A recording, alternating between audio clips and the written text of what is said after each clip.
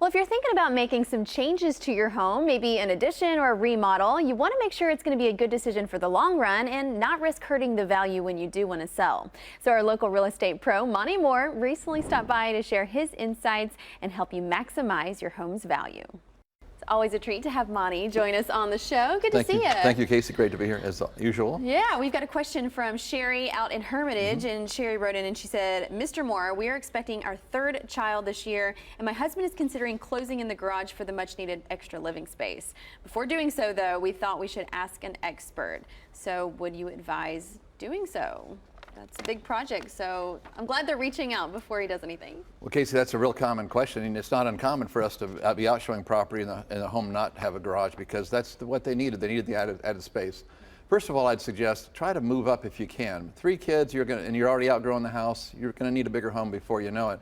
If you can't do that for whatever reasons, and if you do decide to close in that garage, do so. Leave the door up. Okay. Create the wall about 6 feet in, so you still have storage space for the lawnmower and so forth.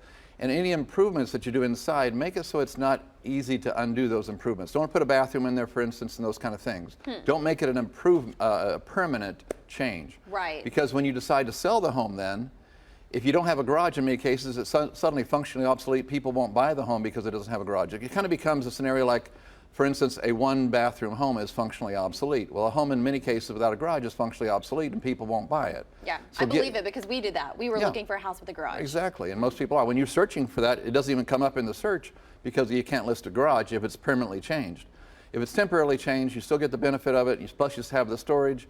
You're thinking in the future. You know, Casey, I know a lot of people know that I've been selling homes for over 30 years. I've helped thousands of people. Last year alone, 295 families benefited by our selling team.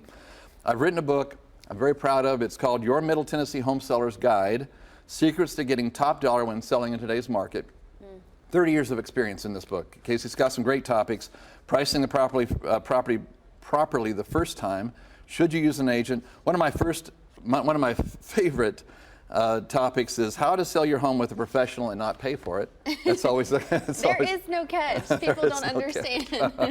And to read this book, there's so much info packed in there. They can get it free for the first 10 callers today. 10 callers today. The number is there, 615-636-8244. Take advantage. I know your phones always blow up, so hopefully people are calling right now. Call us. Don't call the station. That's right. Thank you, Monty, so much. Thank you. Hey, for more info on buying or selling a home in today's market, give Monty and the Moore Group a call at 615-636-8244. And again, the first 10 callers to call Monty will receive a copy of his book for free. Again, you just have to call the number. You can also find Monty online at WeSellHomesForFree.com. You can also send any of your real estate related questions to Monty to answer at MontyMoore@yahoo.com.